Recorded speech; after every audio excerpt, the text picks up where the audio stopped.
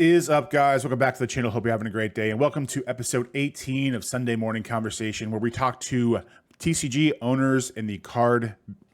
Yes, I knew it. I do it once. Do it. I do it once. Yeah, I might. I fuck it up at least once every time now. Hell yeah. It is what it is. The first time we did it, you didn't. You killed it the first time. I did. Yeah, but you know, take two.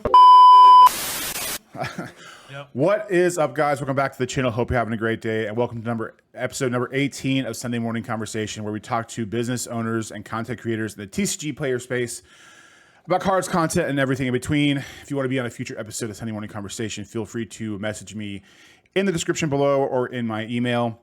You know the guy next to me. He was my first guest, and now he's my first repeat guest. Hell yeah. The one, the only, Christopher. Yeah. From ItsPhantomCards. What's up, dude? How you doing? What's up, man? I'm doing good. It's good to be here. It's cool that I got to be the first guest and the first repeat guest. I feel so special. Yeah, you've been my first for a lot of things, and Yeah. maybe I wish some others, but maybe that's a different universe and a different conversation to be had. Yeah, but exactly, yeah. It's been about 4 months since we've 4 months since we officially spoke on my channel. I know we've talked once or twice in years, but if people don't know who you are for some reason, maybe just give a little intro to who you are and what you do. Yeah, so I'm Phantom. I started a business in January. Started with $0 in the bank, much to some people's chagrin. And yeah, we've been growing the business from the start, and it's been a crazy 6.5 months. And yeah, I show the ups and downs of running this business and what it's like to jump into it as a beginner and learn the ins and outs of it. And it gets crazier and crazier every month, and it's been really fun getting to know people like Carmine here and a bunch of other amazing people in the space. It's been awesome. It's a cool space, really fun space, and getting to be a part of it's been a big joy for me. Speaking of chagrin, one of my favorite memes to grow in the last 4 to 6 months is your ability to start from nothing when in actuality you had something. Yes. Maybe talk a little bit, you don't have to go too crazy, but about your feelings and sentiment about that, because when I hear someone say I grew from nothing, to me that just means not literally nothing. Yeah. You can have $0, but like obviously everyone has something when they start. Yes. How do you feel about that when you see those comments, and maybe someone else who might be starting on their own journey when because especially when you start content and stuff or selling cards, it's really easy to start. You're always second guessing yourself in this whole space. But when you start off something fresh and you think you got something new, and then the minute you do that, you have a bunch of people going, Simpsons did it. Blah, blah, blah, blah, blah. Like it's really easy to get down on yourself. How do you handle that, and how do you combat those kinds of non-constructive criticism? Yeah, I feel like it's gotten enough of a meme that no one says it anymore. We've made fun of the people enough that I feel like they don't say it anymore. So I don't get it. I haven't gotten it as much recently, although I still occasionally will get somebody be like, "Oh, you didn't start from zero." In fact, I just got a comment the other day. They're like, "He got outside investment." I'm like, "Where? Somebody tell me. I haven't seen it. I don't know where it came from." But yeah, obviously I didn't start from nothing. I did have some cards. I did start with $0 in the bank, in the sense of I started this business and I sold the cards I had on hand. It was maybe a couple $100 worth of bulk that I sifted through, that I then sold on Tcgplayer to start my initial funds. And then it just kind of snowballed. I reinvested everything. But yeah, I don't know. It's been a fun thing that like we as a community can laugh about and meme, and the fact that we can turn a lot of the negative criticism and, like you said, the non-constructive criticism into memes, because there's a lot of that. You're just going to get a lot of that when you join any space, but anything online, people are jackasses and are always looking for reasons to hate. And if it's not this, they'll find something else. They'll call me fat or they'll call me stupid, or the one recently that have been happening plenty is like my intentions. I love how people know my intentions better than myself. I don't actually love the hobby, and I'm just some money grubby person, and that's all I care about. And just your classics. And so there's always reasons that people are going to find a hate, and I try not to give too much power to it. I've let it get to me in the past before, but comments like never really get to me. I love a good hate comment. Like we will feature them on the channel. That'll be part of an intro. Like if we get a good hate comment, it's like, let's go. These are like just perfect. But sometimes when people are hating online and it's more of like what you would consider like a peer is when it's a little bit more like, damn, that sucks. Like, yes, you didn't have to go there. And so I let that get to me a little bit before in the past. And I've learned to be better at that as I've continued with this and just be like, yeah, well, is what it is. If you don't like me, that's fine. I don't expect everyone to like me. And if my content's not for you, that's totally fine. But, we continue on. Yeah, I found the same with comments is I I much rather read a vitriolic, hey, shut up, fatty, versus like, I tried your shipping method and I had a little bit of difficulty and I was wondering, then I feel instantly bad. It's like, wait, I've been doing this for all this time and now this guy's trying it and it's not working and the advice I'm putting out there. So like those definitely hurt more, but ultimately, if you're looking to do content, which you should, I would really strongly suggest anyone do if you're doing cards. Can't let that stop you because you really never know what's going to strike a chord with someone else. Yeah. Even now, I'm just eclipsed the 3,000 mark, which I never thought would happen, and I'm starting to now have one or two people. Hey, I just found you, and something about the way you just deliver it and say it means different. And everyone's got their own flavor. I would say I'm a little more just kind of. Just a guy in a room, just talking, whatever. Phantom is definitely, very energetic, and he definitely puts that energy out there, which I love. And then, TJ is just like, my dad, just sitting in a basement, just messing with cards. And then everyone's got their own brand and own flavor of how to put information out there. So if you're thinking about it, don't wait, just start. Yes. Agreed. So how's the business been going? I know you've hit some strides lately and you've been making some moves. I just saw your update yesterday about your for anyone who doesn't know, Phantom does a weekly recap on Fridays usually about all of his numbers. So I would strongly suggesting at least checking that out if you don't check anything else out to see. But how have things been going for you on the number side? It's interesting because I feel like this is the first time where I've felt. Just this last week when I did this weekly recap, and that's really the only time I look at my numbers is the weekly recap. I've been tempted to stop doing those videos because they're getting a little stale for me. But it's just nice because on Fridays I'm like, I don't have to think about a video idea. I just do my numbers. But at the same time, I just feel kind of like, nah. Anyway, it's the first time I've looked at my numbers that I'm like, whoa, these are down. Like, not a huge amount, but like, a decent amount. So I was just like, wow, that's interesting. At least into my eBay sales. So that has been, I don't know, interesting to see. I'm not making any drastic changes or anything that like I'm not panicking or like freaking out. Like it could be summer slowdown. It could be, I mean, there's a million different reasons. Yeah. It could be so many things. I'm assuming it's a lot to do with the summer slowdown. I would agree. And we're starting to see a little bit of a market dip like we see seemingly every summer. So it could be, it could be so many things. So I'm like, don't change anything. There's no reason to freak out. There's no reason to, like, I've always said on my channel, always be listing. Like, I just listed 300 cards this morning, like, and good cards. Like, I just list. And then when they sell, they'll sell. And if they sell for a little less, I have enough margin in them where it's fine, especially with the bulk.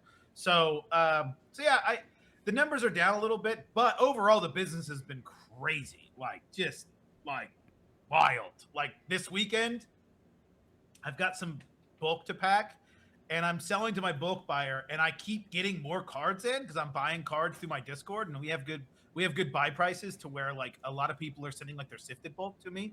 Sure. And I have a little bit of a premium on there to my bulk buyer that buys them by like the hundreds of thousands. And So he's buying from me, and I've got, man, I'm getting like $7,000 or $8,000 worth of cards to him. It's gonna be wild. So got that going out on Monday, so that's gonna be a nice influx of cash because we're actually at the negative right now with the business.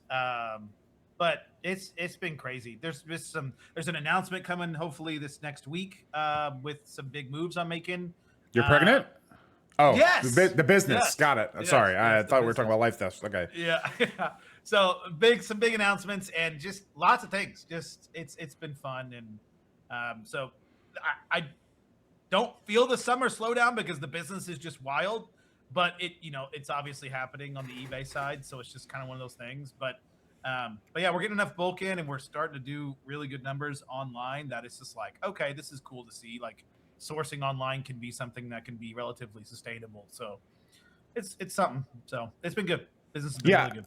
I was talking to Ava. I love that guy. And Oh yeah, love Ryan. and seeing what you do, and I've been thinking about pulling the trigger, if not even on the Discord, just locally, about just doing, just buying mass quantities and just moving quantities for a tad bit more, sifting when you can. But that's definitely a solid approach. And heck, the guy that I sold to a couple months ago, that's him. He's got his million card quotas that he sells to MJ Holdings or whoever. Yeah, and he's and he kills it. So it's just another facet to add on. It doesn't have to necessarily take over your business, but it's just important to. You never know what leg is going to fall out. So having multiple revenues to be able to fall back on is obviously a good thing to have. Speaking of kind of going back onto what you said, was recently with all the Sort Swift fervor and all the fervor of just like different platforms to sell on and whatnot. I know I had a solid week or two where I was really second guessing myself. And I think it's normal when you watch content in general, and then especially when you have friends like yourself that I've befriended, and other people, when you start seeing other people do bigger and better things than either you are or equal to you, or maybe you see them going through stuff that you wish you had, you really start wondering, like, am I doing something wrong? What am I doing that they're not? And it got me thinking, and to the point where I didn't do anything for like a week, and that's something that you never want to do. Outside of SourceSwift and the selling platforms and where you sell, how do you combat what you see with what you do? Because it takes a lot of conviction in how you want to do things. I've always been a list everything guy. I've kind of gone the other direction with that. Now I'm kind of in the middle, where I think I've got a good system where basically I'm going to list everything, but only so much of it. And then after like a month or two, I'll, take it out of inventory. I don't mind spending the extra time doing that, but I have my hands on the cards already. I might as well list them and see if I can make the extra 15 or 25 cents. I know that's not for everybody, but it's a system that works for me. I've proven to myself that it works, and why not? So where do you draw the line from staying in your convictions of what works to seeing what's working for everyone else, and how you come to that meeting point of a perfect plan? Yeah, I feel like I watch all your content. Your bell notifications, just got it today. Hit the bell notification, y'all, on Carmine's stuff. I watch all your stuff, and you were talking, and we've talked before. I think you're kind of the opposite in regards to like how a lot of this information coming in kind of gets you to stop. Whereas for me, it's the opposite, where I'm like, let's do it. And then I just do everything, which is just as dangerous, if not more so, because then I could just like spread myself thin. Like I would love to do, and I did this early on, and I still find myself doing this a little bit, where like I want to do a rip and ship, and I want to do grading, and I want to do bulk, and I want to do singles, and I want to do 700 things all at once. And I think I have time for all of them, and I absolutely don't. And I've convinced myself now, okay, you can't do the rip and ship. The only way I could make the rip and ship work is if I did this stuff full time. Because rip and ships only really work well if you can stream pretty frequently, in my opinion, like to make meaningful impact for the business. I think you need to be streaming every day, especially if you're doing Pokemon rip and ships. I've always thought about having box breaks, which would be fun as a different way to do it. so I could do it like once a month or something. Anyway, I do the opposite though. I jump into everything. And I still do that a little bit. You know, I watch Deej thinking, and I'll be like, I gotta get into grading. I'm gonna go get some booster boxes. We're gonna open these booster boxes. I'm gonna send them off to grade because it's gonna be making me money. And then I'll watch somebody like you be like, I need to list all my cards. Screw it, those cards sell. We're listing everything. And then and then just everybody. And then I'll watch TJ collections. Collections are the way to go. Let's go get some collections. You know, it just. And so I have to be careful not to jump into 7 different directions. And so I'm trying to really focus myself on a few things. I like to dabble and I like to experiment. So I don't think that's a bad thing, but I have to make sure I'm not getting away from what most of my focus is, which is collection buys in bulk and selling on eBay. Right now, those are the 2 like pillars of my business. So I'm trying to focus on those, but I am dabbling into grading. I've been putting cards to the side, and I just sent off my first CGC submission last week. So hopefully I'll be getting that back in the next 3 to 7 years. You know, so who knows? Whenever that comes back, I did it through Fanatics, which usually is faster, but we'll see. But did that, and so I put some cards to the side whenever I see some cards that seem relatively gradable. To dabble into that, kind of sprinkle it on the side. But yeah, it's difficult. Everyone makes me want to do 700 things. Yeah. So I can't tell you I have the solution because I don't. Well, there may not be. I mean, it's ultimately, you know, like everyone has said a million times, it's ultimately what you want to do. Like, there's no wrong way to do it. I'm comfortable. You know, it's funny is I had to sit down, especially in this last week or two, and I really just had to sit down and have a conversation with myself. And this might be something that someone might be watching this might have to do too. Is, you know, what do you want, right? Like, do I want to buy collections? Sure. You know, with given my available time between, you know, trying to get back in shape and working and stuff, I don't have a lot of time to really procure collections. So what's the thing that I can do to make money? Mass box openings. What's the thing that I can do to make money? Maybe make a little less listing everything and going with a more bulky route. But ultimately, if the number goes green, that's fine. So, you know, the whole comparison is the thief of joy thing. I think I compare myself to people 10 times a day. And at some point, you just kind of have to create a fail-safe for yourself to kind of pull you out, kind of like the Matrix. You know, if you're in there and you're wired in and something goes wrong, you need someone to pull you out, have someone to talk to, be like, hey, this is all the stuff I'm thinking about. So someone can tell you that you're dumb and that you need to stop, and then just keep doing what you're doing because it's been working. How has Sort Swift been going for you now that I've brought it up? Because I still haven't tried it yet. I do have all my Yu-Gi-Oh stuff. That's going to be the Chaos Experiment. But I continue to hear nothing but good things about it. And I know the learning curve for anybody, but you were mentioning for yourself, was a little challenging. Has that lightened up a little bit? Have you been churning through things better? Or? Yeah, the problem with Sort Swift for me right now isn't Sort Swift, it's me. I have that on my secondary eBay store, and that, I've said it before in my videos, and I'll say it again. Don't create a second eBay store. It's stupid. The only reason why I did is because I wanted to experiment, and classic me, I like to experiment. So I wanted to find the answers to a lot of the questions that I had myself, and it's not been lucrative for the secondary eBay store. It's been like nice little money on top, but like the time I'm spending right now listing that is just not coming back yet. And it's not Sort Swift's fault. It's the fact that, like, I also don't have anything on that store but bulk. It's pure bulk. And I talked about it in a video a few days ago. Like, bulk is the French fries, AVA. Ryan, he was the one that talked about this. You know, burgers are the collections, fries are the bulk, and you want to have people come to your store with the collections. And so right now, that store is just bulk. And so it's not really getting people coming to the store a lot. And I'm selling like 1, maybe 2. On a great day, it's a 3-card order. And it's just not really selling a whole lot. Very, very slow. Manapool has been kind of helpful with that. I very much like Manapool. I wish Tcgplayer would implement some of the things that Manapool has implemented. I may not have a video coming out today about that. But yeah, I don't know. I like SourceSwift. It's very good. Very, very good. And for what I will eventually move it to, I think it's going to be very helpful. But right now, I'm just probably not getting the best out of it because I'm using it for a source that's really not bringing me in cash. It'll be really interesting when I make the move from my main store and bring it over to SourceSwift if I still plan on doing that, because that's when, it's really going to hit, and we're really going to know like how well it works for me. And I think it's going to be pretty solid, but hard to tell right now. But I do like it. It's a fantastic platform. I think it is a good platform to like.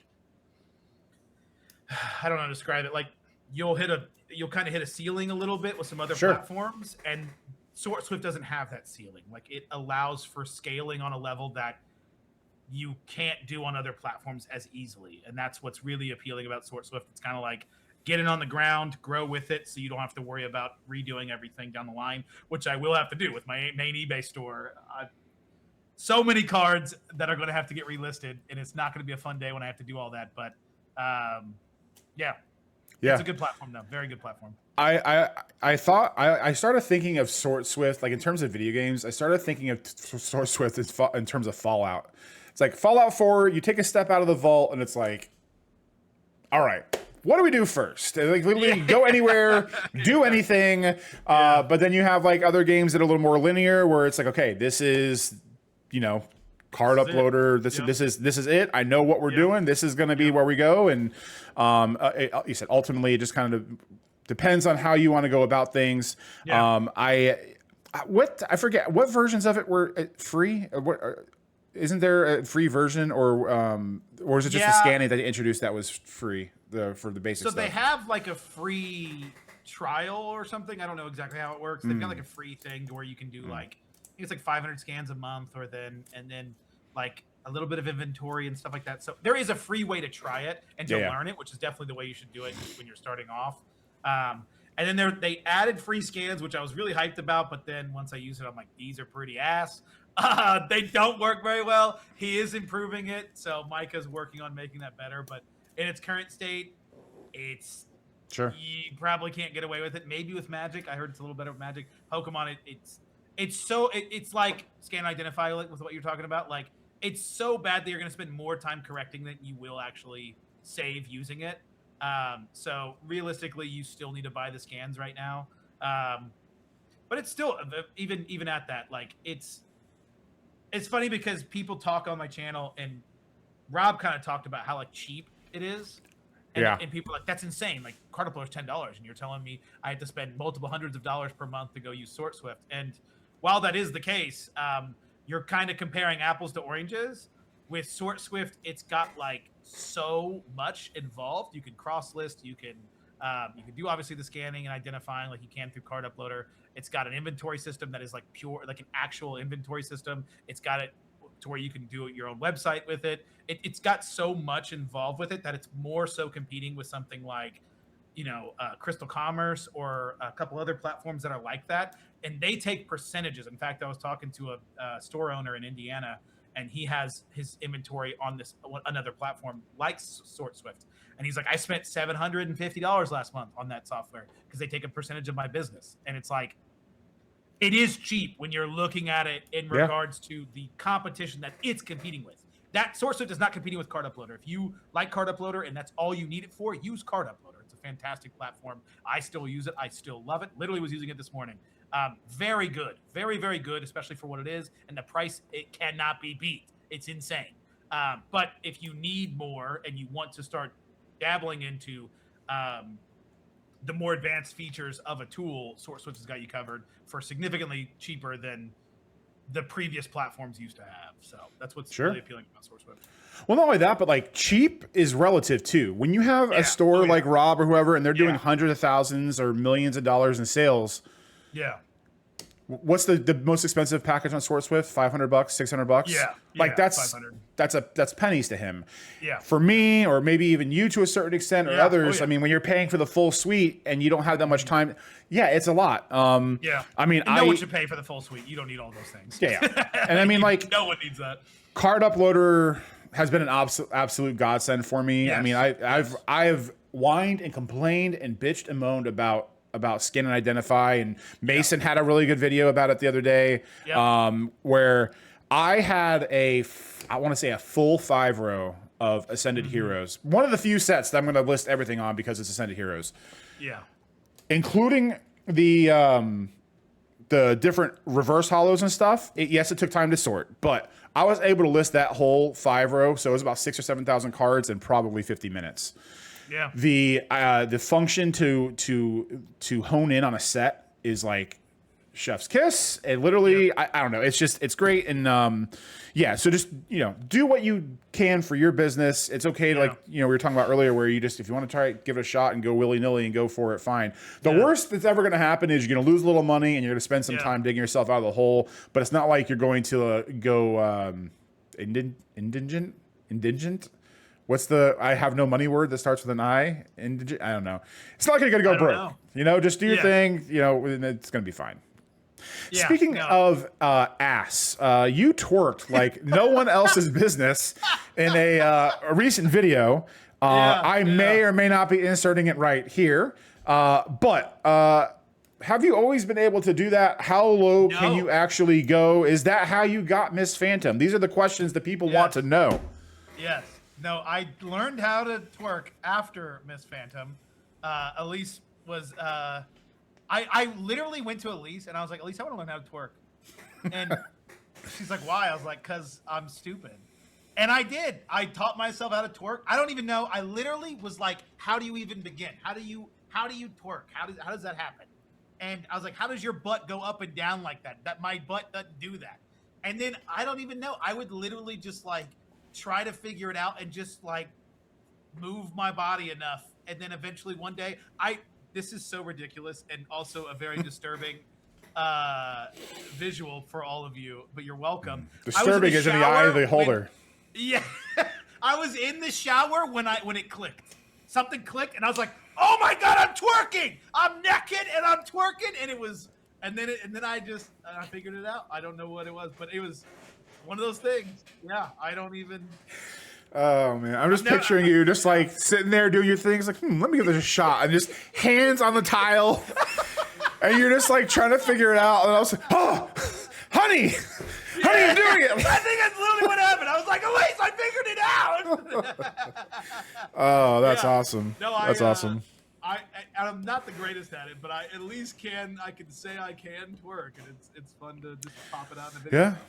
Well, I mean. But that's the joy of learning something new, right? And that can go with the card business as well.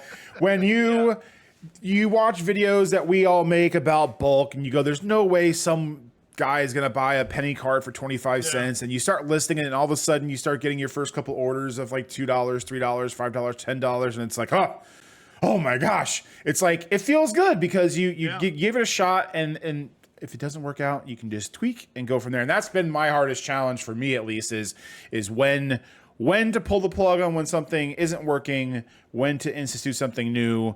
I know you kind of talked about it a little bit already, but what's something maybe that you've tried that hasn't panned out the way that you wanted, and you had to do a full okay, we got to stop this and really just reevaluate what's going on? Because arguably, that's an even more important trait and habit to have when you're doing a business is just because it's your idea, it's really easy for your idea to be the best idea and to be able to have this self-reflection of, okay, maybe we need to take a step back and figure things out and try something new to, better your business and your overall standing.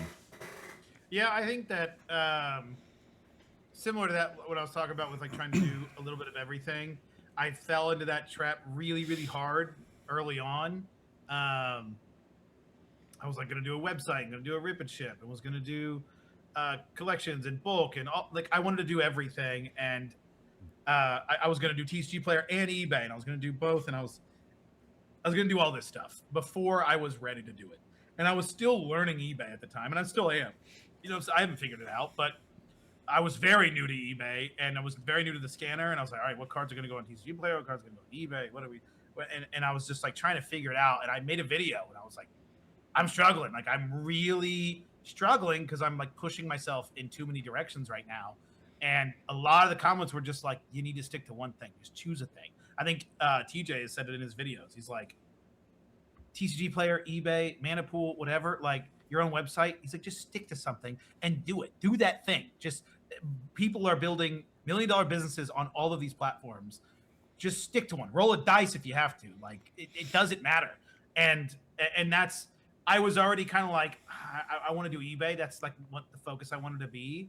And then like in that video, I remember Rob commented and he mentioned like having that same issue and being like, the best thing I did was just stick to one thing and learn it and perfect it. And I was like, all right, that's it. That's what I'm doing. Like him and everybody else in those comments were just like, just stick to one thing. And I was like, all right, Tcgplayer. No, I don't care. I don't care if the playables can't sell right now. I'll put them to the side. And if they don't become playables by the time I get to them, it is what it is. I don't care. I'm focusing on eBay. I'm going to put my focus on eBay. That's what I'm going to do. And that's what I did. And that was very, very good for me because, yeah, I very much can get that way of like, I'm getting too much. And that was a good like reminder of like, hey, like just focus up, like choose one thing. And I think that was really, really helpful to hear because that has made it to where I'm not spreading myself too thin on all these different things and doing everything mediocre. I'm doing one thing as good as I can. And that's what I'm trying to focus on.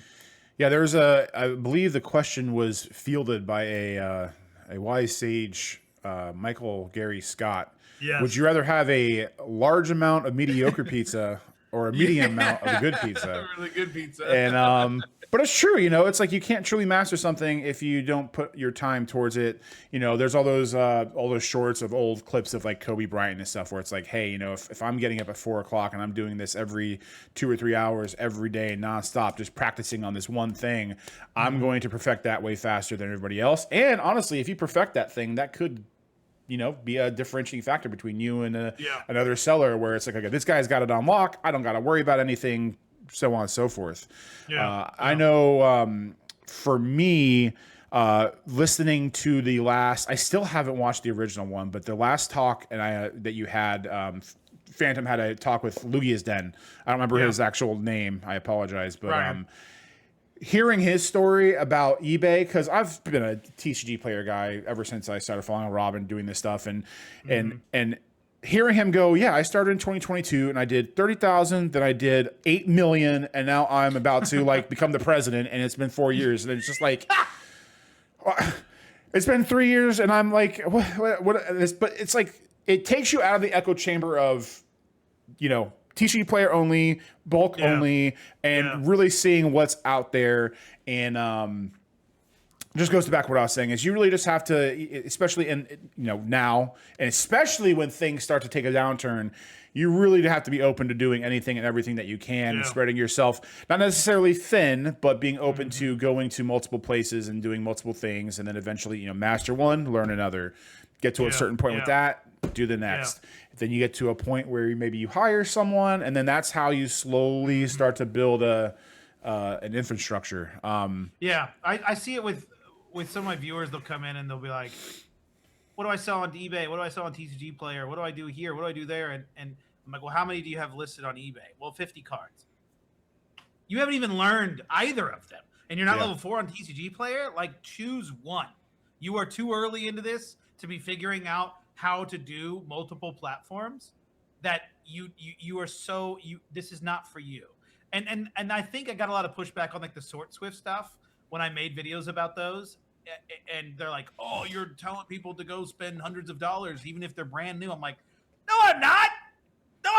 Don't go if you're brand new. Sort Swift is not the program if you're just starting. Absolutely not. That is the worst thing you could do, is try Sort Swift at the beginning, at least in my opinion, because it's so complicated and you're already trying to figure out a bunch of other things. Micah was like, you'll be back. Like, he told me when I said I'm going to go with Card Upload, he's like, you'll be back. And I was. But like, I had to learn so much before I understood why Sort Swift is so valuable for my business. And it does suck that I'm now going back, and it would have been nice if I would have started with Sort Swift and learned all that. But like, who knows where I would have been if I would have done that. And also, I think it's better to learn easier platforms and easier things and focus more a little bit than trying to spread yourself so thin. And so I have people come in and and they'll say they're just getting started and they're selling on 7 different platforms, and I'm like, no, don't make my mistake, please.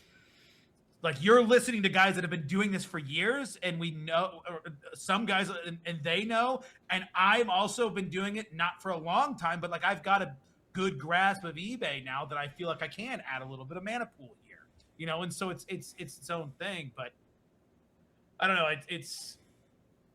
I think people get too caught up in a lot of the like analysis paralysis. I know Matt RTCG talks a lot about this on his channel, and I agree wholeheartedly. I'm like, people really let themselves get caught up in hearing all of us talk about different ways that we're growing our business, that they think they need to do all those at once, or at least they need to figure it out before they even get started. And it's like, no, just get started, because you're going to make mistakes, and that's a good thing, because then you'll learn. Oh yeah. Yeah. Not only that, but like when it comes to listing, it's like, you know, I'll get questions like, hey, where do you put this? Do you put this here? Do you put this there? And I have my blueprint. I don't mind sharing it with people, but I don't try to make it biblical, you know? Yeah. You know, I've got my eBay stuff I've been putting on there. You know, I haven't really had a lot of the success with Cosmos Hollows. I have my price floor at like $249, so I might have to change that to $199. Yeah. But like you said, there's so many different days where you'll have a bunch of sales, then you have no sales. Then is $249 not good enough? No. Is $199 good enough? No.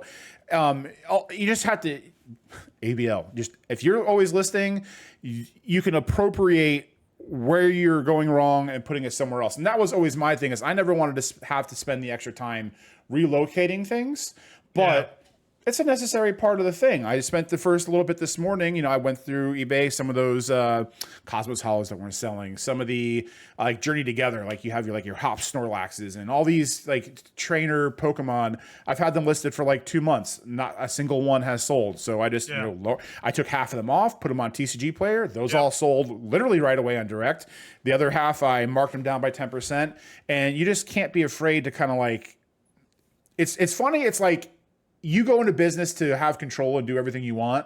And then when you're in the moment, you're so afraid, the analysis paralysis of making any changes, when it's literally ride or die on you. There's no one that's going to tell you it's the wrong choice. If you sell a card for maybe 50 cents or $1 less than you did you make money on it? Yes. Okay. Now you know not to do that again, or maybe be a little more careful with it. It's really hard to get past that, because I think I admitted this to you a little bit, but I did that when the Sort Swift thing came. You know, I heard you and others say it may not be for you, and I know you didn't mean it that way, but in my head, I'm like, I've been doing this for 3 years, and these people are saying that I can't do it. No, I can do it. And then the minute I started changing all this stuff unnecessarily, okay. Maybe they're not trying to be vitriolic, and they might know what the hell they're talking about, and they're putting this information out there because they're trying to do me a solid. And it's I think it's really easy when you're watching content creators at all, or people who are above you, or who you look to see to aspire as them talking down to you, when in actuality it's, you know, there's a balance between taking a chance and going for it, like you were talking about earlier, and, you know, acknowledging that maybe you're just not ready yet, and you don't have to necessarily fix something that's not broken. Yeah. And it's not even necessarily ready for it, because I don't even know if everyone should go to Sort Swift. Ryan is making more money than all of us, Lugia's Den, and he's on Card Uploader. Like, you can build $1 million businesses using Card Uploader. You can build things, and it's not. And I think maybe this was. I got a lot of that, of like a response to the Sort Swift, and I was very surprised by that, of that like mentality of like, oh, you say I'm not, like I mentioned, like, if you really want to take it seriously, and if you're a serious seller, Sort Swift should be something you look into. And that got translated a little bit to saying like, you're not a serious seller unless you're on Sort Swift, which is not what I was trying to say in the slightest. There are incredible businesses being built on many different platforms that you don't have to choose one. More so what I was trying to say is like, this is a platform that could absolutely help you if you are starting to scale your business and are running into issues that you want to fix. This fixes a lot of the issues that I was running into. So look into it. And that's more so what I was saying with Sorcerer, but just in general, like, yeah, I hope no one ever feels as if I'm talking down to them. I could be very like energetic and very like I don't know if I go as far to say opinionated, but like I'm very, if I believe something, I'm very intense with it. And so it might come across as me, I hope it doesn't come across as me talking down to someone, but if I am trying to say something in my point, I might come across as very aggressive in what I think about it. But no, you know, I'm still learning. I'm only 6.5 months into this, and like there is so much I don't understand, and I'm learning so much every day. And like my mind is changing on things, and that's another thing when you make content, and heaven forbid you change your mind, that's just a whole other can of worms you're opening. The internet is forever. Yeah, and they think that you should be one way forever and always, and it just isn't like that. You change your mind, and that's okay, and there's nothing wrong with that. And so it's just interesting to hear about the different ways in which people react to my content. And there'll be times where I'm like, yeah, I didn't do a very good job of that video to really, like, the point I was trying to get across, I probably didn't do a good enough job of saying something with the way that I'm getting responses and in a constructive way. Like, obviously, if someone's like, you're fat and stupid, I don't believe you, like, okay, sure, whatever. You know, but if someone's like, hey, here's some constructive criticism, you probably should have said this, or not should have, but you know, here's what I would have preferred to hear, or here's, you know, like maybe a blind spot you don't see. And I'm like, oh, that's a good point. So there is a little bit of that, and trying to figure out kind of how to communicate in front of a camera, you know, effectively. That it's just funny. You'll put out a video, you'll think this is how it's going to be interpreted, and you're like, whoa, that didn't, you know, pan out. Yeah. But you live and you learn. You get better every time, and hopefully. Seems like you got a problem with that. You like to talk down to everybody. You lie about how much money you started with. You're a horrible person. How do you? Yeah. Let me ask you this: who do you think you are? Yeah, that's like another Office quote. How do you? He gives him the rock. Why do you have the nerve? What gives you the nerve? So, in the recap video you did, you said that you think you just got to what, 50,000 in sales, 60,000 in sales this year so far? Oh no, not that much. Not that much. I thought you said 50. Where are you at? Oh, that was a video ago. Yeah, no, okay. I thought we were talking about my numbers from yesterday's video. I think I'm like, yeah, it's hard to tell the exact numbers because I went through everything. Like everything in the business, YouTube, eBay, Tcgplayer, Manapool, affiliates, if you add all of that up, it's somewhere in like the $50,000 range. Yeah. But that's awesome, before fees. That's before shipping. You know, like that's before everything. So I'm not bringing home $50K, and everything I'm not bringing home anything. I just reinvest everything. So no, I mean that's obviously. Congrats to you. That's amazing. Yeah. I mean, I know I'm not that far yet, and this isn't a what measuring contest. But the reason why I asked that is because I think a lot of people don't really. A saying I say a lot, and I still don't do 100%. Is if you want to do something, you'll find a way to do it. Yeah. And I've finally started doing content on my weight loss channel, even though it's like once a week. Right now, the biggest meme for me is I keep saying I'm going to do gaming, and I just have a channel named Gaming that nothing's on there. So it's like something I want to do, but maybe it's not a priority. We'll figure it out. But Phantom's got a job. He's got a wife. He's got a family. And on the side, we're halfway into a year, and we're already at 50,000 in sales. You've got a booming Discord. You've got, all these avenues that we were talking about earlier that you're working on. The one thing that I think I hate seeing, even though I'm a victim of myself, is seeing someone in my comments. I don't even say I hate. It makes me sad when someone says, I just don't have the time, or there's no way I can do it, or there's too many people getting into it. Because it's all baloney.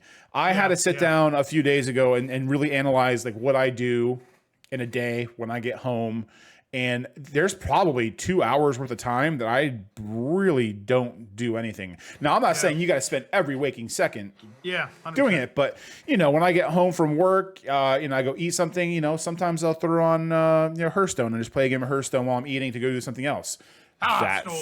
That 15 minutes turns into an hour sometimes. Then by the end of the night, I'm like, man, I wish I had enough time to do these orders. Well, if I wouldn't have, devolved into playing video games for an hour and a half, I would have. And you have to be really honest with yourself when it comes to your time and your priorities on catching yourself. You say, I don't have the time, because you do. You just got to figure out what is, what is a priority to you. Being that you are this booming success and this amazing, crazy creator, husband, father.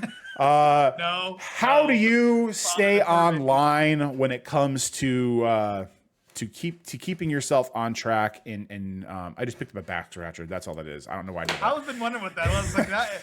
It looks like a little hand. I'm a fidgeter. My big fidgeting thing is I'll take pack wrappers and fold them into a little point, and I'll just like scrape it on my hand. It's dumb. It's like a OCD thing. Anyway, back on topic. How do you stay on target, and how do you stay on task when you start feeling the heat and start feeling, I just want to do something else? Yeah, I mean, I agree. I think I see that too. Like, I don't have the time. I hear that the most when it comes to editing, and that is my biggest pet peeve when I hear that. I've said it in my videos before. You have time to edit. You have 20 minutes to edit your video. If you have 40 minutes to stand in front of a camera and talk, you got 20 minutes to stand in front of a camera and talk. And edit it down to a 10-minute video with 10 minutes of editing. Or if that. Because you record a 10-minute video and you put it on 2x and just wait for any big thing. And I know I just interrupted you in the middle of your question, but there's been videos of people I love, TJ and others, where they'll do a video and you forget to edit out like a 5-second spot where you're thinking about what you're trying to say, you're trying to remember. Those things will happen. Yes. So don't half the time people don't even get to the end of the video anyway, so don't use that as an excuse. Anyway, please continue, my friend. No, you're good. No, I think that it's only a pet peeve of mine because I'm just like, you do have the time. And TJ, Bogey Pastor, has said it before, like, you just aren't making it a priority, which is fine. If you think editing is not a priority for you, that's fine. It doesn't need to be. It's a priority for me because I can't just talk without, stopping for hours at a time or not hours, but 10 minutes, 20 minutes without making a mistake or editing out what I don't want. So I do it more as a necessity. And some guys don't have to do that, which is impressive. I know TJ doesn't do a lot of editing because he can literally just go. And I'm like, damn, I wish I could do that. Like, I can't. I have to edit. But yeah, in regards to time, I mean, I've got a lot of things going for me that really helps. I work from home. And with work from home, I can set my own hours. So if I take longer to do my video in the mornings, I can do that and then just work a little later that night or whatever. Or, I also have an advantage where I don't have kids. We have a dog and a cat, and I have a wife. And shout out Kevin. Yes, shout out Kevin, shout out Timmy, shout out Elise. But I get the luxury of not having to deal with kids. But when people do say they don't have the time, I do point them to TJ. I'm like, you don't have time? This guy's got 3 kids. He works as a pastor, which is not easy, and it takes a lot of time out of your day. Yeah. And he still finds time every single night to work on his business. I don't want to hear the whole I don't have time. It's just not a priority for you, which is fine. You don't have to do that, but it's not for you. I've said it before. If you truly don't have at least 2 hours a day, you could still do it, but you're really going to need to be very efficient, and you're probably not going to be able to grow this into something impactful with less than 2 hours a day. So if you are really hurt for time, this business ain't for you. It's a time-consuming business. Yeah, I mean, for me, I always try to pick my end goal. I made it no secret that every time I step into my job, I want to not be in my skin anymore.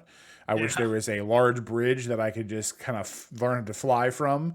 And I use that as my focus point. When I start getting too in the weeds of gaming or my mind starts to flutter, it's like, okay, every second that you're doing this is holding you from getting out of that place longer. And usually Yeah. that's enough for me to like, okay, because I love this business, but there are some things that after a while, I sorted cards for 12 hours the other day, but yesterday I went to go do it at night and I did not want to do it. For Tcgplayer, I will usually do like, I'll match direct for all my cards during the week. And on the weekend, I'll do free over 5 just to kind of get things moving. I had 120 orders last night. Oh, my I'm gonna goodness. hate my life probably for the next 4 or 5 hours because Yeah. I don't mind packing orders. The big 50, 60 card orders that I get that are cool. Sometimes I don't want to do them. It is what it is. There's gonna be facets of everything that you do that you're not gonna like, but you just gonna have to, moxie up and just get it done. Yeah, there's plenty that I don't like to do. I definitely like. The thing that really annoys me now is cleaning my scanner to where it doesn't get scan lines. Oh my God, it is so annoying. I feel like I have to clean it for like an hour. It's not actually, but I just feel like I have to do a lot of cleaning to get the scan lines out of my damn pictures. And that is one of the most, like, I don't want to list cards on my main eBay store because that's the one I use actual pictures of as often because I'm always like, I have to clean this thing and get the scan lines out of it. And I have to run through energies until I can finally get it no scan line.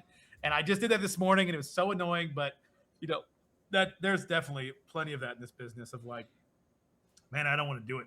I love my favorite thing, which is surprising now for me. I love packing. It's my favorite thing I do every day. Oh, I love it. Oh, it's I so get to make my satisfying. little handwritten thank you, Bronze. Oh, Bye. look at you. I don't do Kisses. all that. Anyone? Good for you. I'm not doing that. I should. That's a good thing to do. But Listen, no, I just you don't even have to do that. Just take a still shot of you, just like that, just out of that video, and then just from love, from whatever state you're in, and then that's it. Get a little kiss on it. Get some lipstick. There you go. Yeah, sounds great. No, Serialized orders. Oh yeah. No, I've always loved monotonous things. I think you kind of have to with this business. I think all of us probably have a little bit of touch of the tism because we all love very, very monotonous things of like just over and over. And like I put on like TJ is packing video. I pack in the mornings and he's the one that uploads. He uploads at like 7 a.m. So like his video going, I'm packing like, and I'm chilling. And it's funny. I have different, depending on when people upload, I have different like schedules of when I watch different people's videos. Like you usually upload around like 10. I know everyone's upload schedule. It's bad. I'm right with you, dude. I know them all, but because I don't work from home, because I at work, I open my phone at 7 o'clock. Well, 7 o'clock I'm at home, obviously, but 7 o'clock, TJ. Save later. Me, I'll watch my own for my own algorithm. Screw that. I don't care. Save later. You, 5 o'clock. Boom. Save later. Roar. He doesn't do it every day, later. but he's later than that. And it's like right before I go to bed. Boom. Roar. Bam. And then everyone else. And then by the time it gets to the weekend, I have 2 full days of just cardboard stuff. That's lovely. See, I do it every day. So I like your videos are going to the post office during my lunch break. Your videos are playing during that time. Matt Rars is like, he uploads late. So when I go to the gym, I'll watch his stuff while I'm at the gym because it's usually earlier than TJ stuff and everything. And so I'm there, I'm watching Matt's because he uploads late. And like, just like Pat, I watch Hound Dog Gaming's videos every day. I'm like, there's so many guys now that I watch like every day. People say that this space is oversaturated. It's not. I always want more people to watch. Please make more content. The daily content guys make 2 videos a day. I love it. Like the once a week guys, if Rob made daily content, I think all of our lives would be over because we would finally have, perfection with daily videos. He's been doing good. He's got like 3 videos in 3 weeks. Insane. Just like all the guys, like all the people that make content, like I could just watch it all day long. And I love everybody's content. And I don't comment enough on it because I have actually a separate YouTube channel that I've had forever.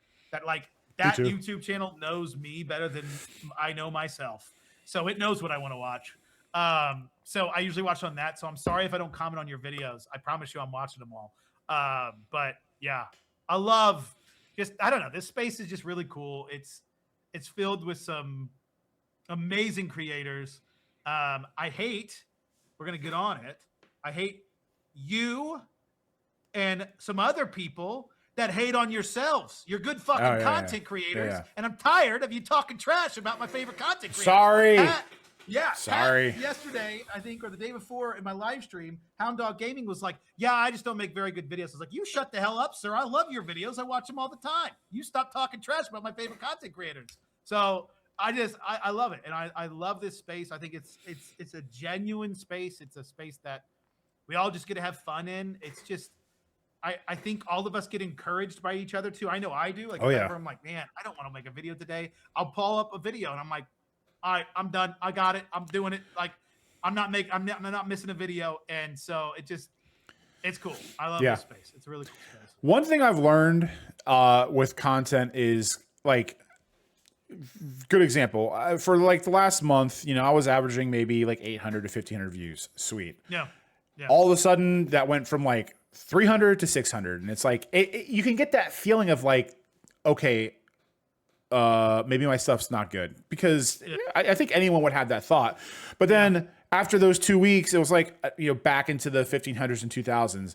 And when you see that, when I see that, and for anyone out there who's been doing this for a little bit or for a while or just starting, the YouTube algorithm is chaos incarnate. There are things you can do to help nudge it in the right direction, but ultimately you just got to hope it catches fire and then bam. So I always thought it was silly when people would go on about seeing a 1 of 10 pop up, and I'm like, it's not that big of a deal. It's just a couple pixels exploding.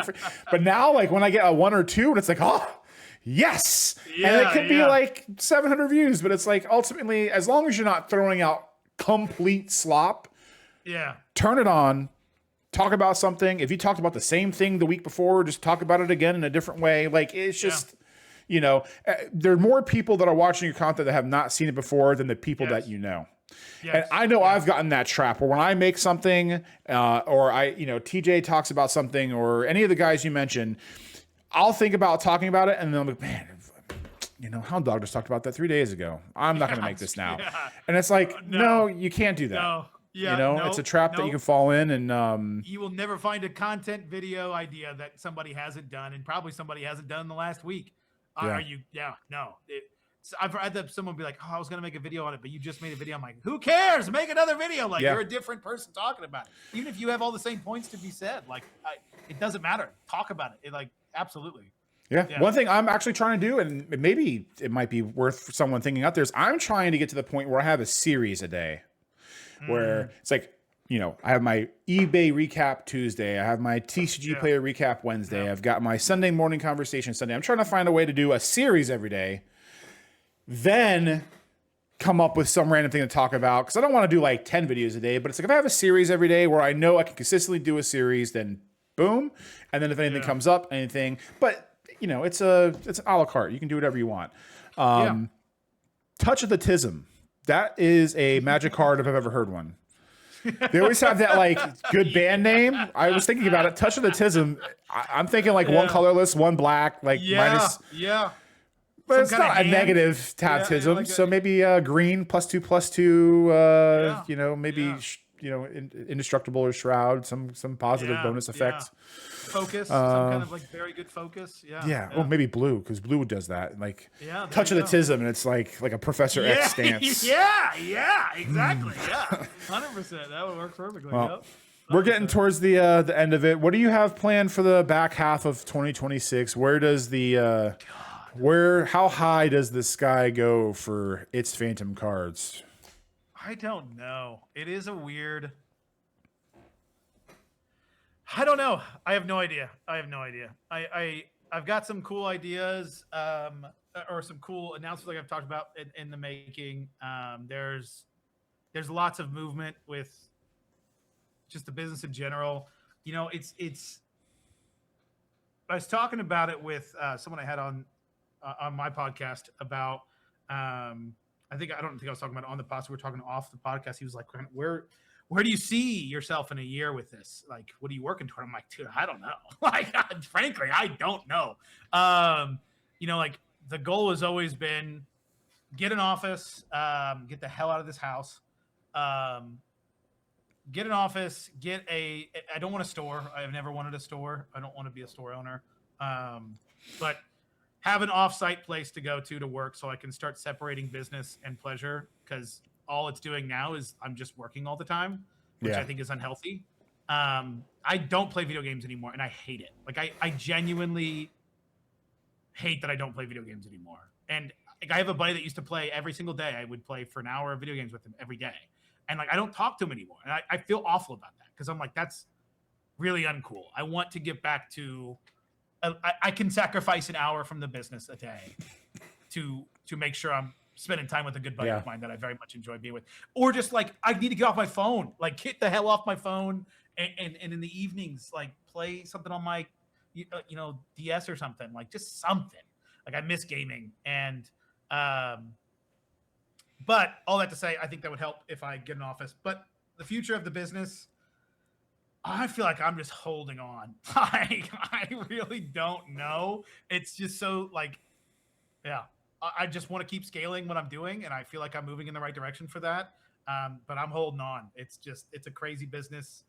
I learn things new every day, and I'm just like, well, wherever it takes me, I guess we're on the ride. We're on the roller coaster, and I'm having fun, and I love roller coasters, so that's perfect. But I got to be ready for the. Yeah. I don't know. I'm killing this analogy, but it's okay. It's all right. For anything. You kill everyone's hopes and dreams from starting from zero. You do all this other horrible stuff. So why not? Exactly. No, there's analogies on long talk. There's one of their less popular albums of Limp Bizkit was "Results May Vary," and there's a line in one of their songs where he just says, "I want to cruise till I lose, then I'll figure it out." And I keep trying to. I heard this song for the first time in a while the other day, and I was like, man, I used to think about this all the time. So that's where I'm trying to go. It's like, I have my goals, we just keep going. The minute something goes wrong, you just you figure it out. Rob actually had a good quote from the other day. He said his wife would tell him all the time, which was, if you jump, the net will find you. So do what you can. I'm sure you'll succeed, because you pretty much succeeded everything. And well, I appreciate that sentiment. That's definitely not the case. But before funny. You like to quote a lot. I do. I was going to call you out on a quote. Too much, probably. No, it's perfect. You've quoted. Give me the Whiplash quote. Oh, it is. It's so the one kid is talking to the professor, and he says, "Hey, are you ever worried that if you go too hard on someone, that you're going to prevent the next person from being the next great?" To which the teacher replies, "Nah, man, because the next great would never be discouraged." See, I think it's so funny, because you see that as encouraging. I see that as abusive and terrible. It is. Well, you've seen the movie before, right? Yeah. Do you think the end of that movie? This is so off topic, but I think it's so funny, because I've heard you say that quote a couple of times. Yeah. And I think it's tragic. I think the end of that movie is very sad. I think it's a sad ending. It's a tragic ending. Do you view that as a good ending? Because I think there's two different camps of people with that. I think the beauty of movies like that is that it's open interpretation. Oh, 100%. I acknowledge the abuse of that guy, but I also can see, and I've seen it with friends of mine. I have friends who I've talked to who were great, and they just let things go. And, maybe that would have always been like that, and they'll always be like that, even if they had a push. But there are people out there that are destined for great things. And if they don't get kickstarted, it's never going to happen. So when you see his eyes kind of squint, like he's smiling, like, okay, I see that as a good thing, because I know what the kid had to go through to get there. Now, it was embellished a little bit because the kid got in a car wreck and this, that, the other, blah, blah, blah. Like, it's a movie. But as abusive as it is, the underlying tone of, I'm not going to let you stop at something I know you're good at and I know you're great at, because it's really easy to fall down that road. But I can definitely see the opposite of, smacking the kid in the face to keep him on tone. Like, there's obviously You know, Yeah. but I love movies that are open interpretation. The Thing, Yeah, I do too. you know, back in the '80s, of like who's alive, who's dead, like who is the imposter? Yeah, it's like the whole movie. It's one of the greatest cliffhangers of movies of all time. It's like a body snatcher, but the whole movie you don't know who the body snatcher is until it gets to the point where there are literally only two people left, and then the movie ends, and you don't know. Who is so it's again, it's just open interpretation. It's all movies like that. You just get I like thinking about stuff like that. It makes me I do too. you know, so whether or not it's abuse or not is Oh, it's definitely abuse. I think that is without well, no, saying. like what I'm saying is But whether yes, or not it's abuse or not is irrelevant to me in that it gets you thinking of like how far are you willing to go? How much do you need to get pushed? If you have to really be pushed that hard, is it even something that you should do? Yeah. You know, because like there's the have you ever seen Good Will Hunting? Oh yeah, one of my favorite movies. So there's that scene where, for another reference, where Robin Williams and the other guy is sitting there, and he's talking about how this kid doesn't want to do it, and the professor's trying to push him, and he asks like, "Hey, do you know who Ted Kaczynski is?" And it's like, okay, well, if we push this kid too far, maybe he's you know the Darth Vader, when you're talking about a prophecy, just because of the prophecy doesn't mean it's not a prophecy for a bad thing. So it's just that it just gets the gears moving, and I love stuff like that. Oh, I do too. I see Whiplash as a tragic ending. I think that drummer was a great drummer despite the person being abusive, not because of the abuse. And I see it in like I don't.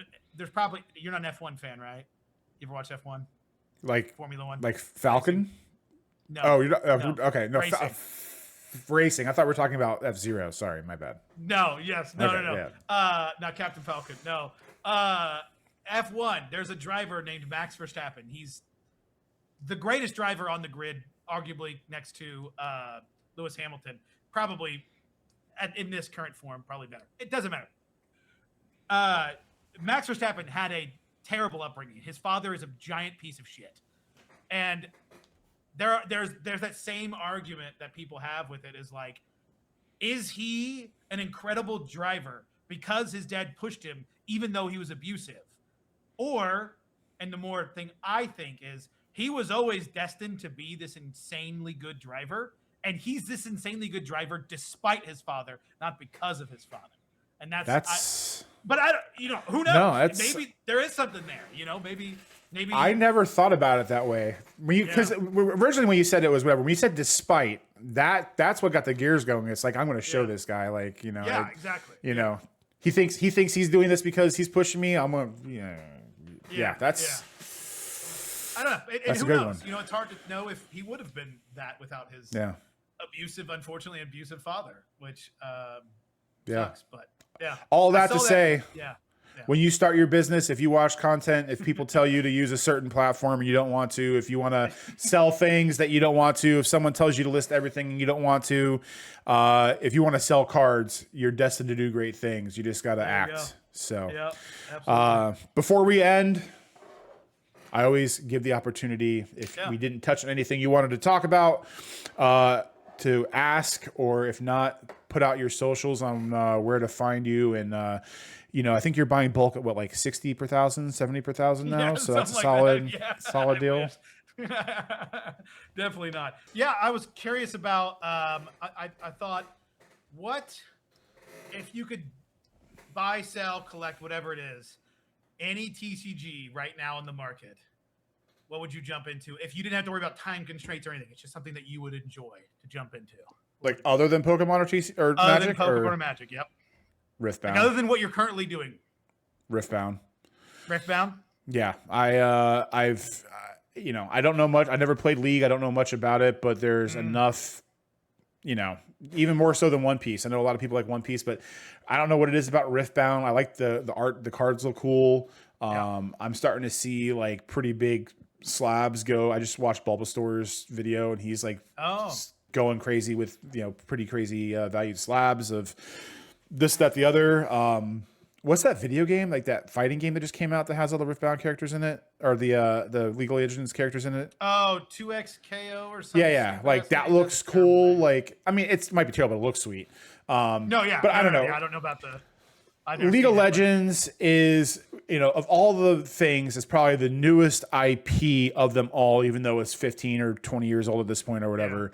Yeah. But it's got, so many people play the game. It's so, there's always casualties with new games that come out during giant booms. I don't think Riftbound's going to be. I would guess that Riftbound wouldn't be one of them, and I would, as far as a business sense, I would put my eggs in the basket that I think would spoil the least. So I would probably go with Riftbound. Riftbound's good. Yeah, I like Riftbound a lot. I think the cards are gorgeous. I love Bandai cards in general. The thick card stock is just lovely. There's something. My brain is very happy when I get to see Bandai products because that thick card stock, you're like, damn, this feels creamy. Yeah, I played League for years. I haven't played in a long time, but have you dealt with bulk at all? Have you gotten any bulk or done anything with it? Or no, not Riftbound. I've opened Riftbound. I've not listed any of it. I should. I've actually got a couple good hits. I'm lucky. I can't get anything with Pokemon, but my Riftbound luck is awesome. I'll go to the card store and I'll pick up a few packs of Riftbound. Me and my brother will because he played League too. And we'll open Riftbound, and I get lucky with those. But Pokemon, I get nothing. I'm so unlucky with Pokemon; it's crazy. But Riftbound is, yeah. I think I'd probably agree with you on that one. It'd be either Riftbound or One Piece. I don't watch One Piece, but it would definitely be a Bandai product purely because the card stock is so like. Mwah. My intro to League was Heroes of the Storm, and I was told that was a bad decision. Good old Heroes of the Storm. I remember when that came out. That game was. It was more of like a party game. It was less of a serious. League was more serious, which I messed with Pokemon Unite a little bit, but the Nintendo servers are such crap that it's like they lag all the time, and it's just like not. I don't know. That one was fun. Yeah, I played that for a little bit. I had some buddies that got into it, but I was just like, I don't need a new League. I've already put hundreds of hours into League. I don't need to put another thousands of hours into League. I don't need to put another 1,000 hours into another game. That's exactly the same. Well. I appreciate you very much again, not only for coming back on again, but for being kind of the emergency card off cam. Yeah. He told me that if I keep him any longer, he's going to come to Florida and steal my bulk. So we're gonna let him go. But before we do, make sure you remind the people one last time where to find you, where to buy your stuff, and then we'll say goodbye. Yeah, it's Phantom Cards on YouTube. All my links are in the videos. Check it out. Hang out. Definitely subscribe to Carmine. His content's great. Make sure you turn on the bell notifications so you don't miss it. 10 a.m. uploads. Sunday mornings, I'm telling you, your Sunday, I've told you before, your Sunday morning conversations are what I listen to while I cut the grass. So it's fantastic. Well, it was something she would listen to while doing something else, but that might be a little too much for a PG-rated conversation. Yes. All right, bud. Appreciate you very much for stopping by. That was Sunday Morning Conversation. Thank you for watching, and we'll see you in the next one. Take care. Bye. Later.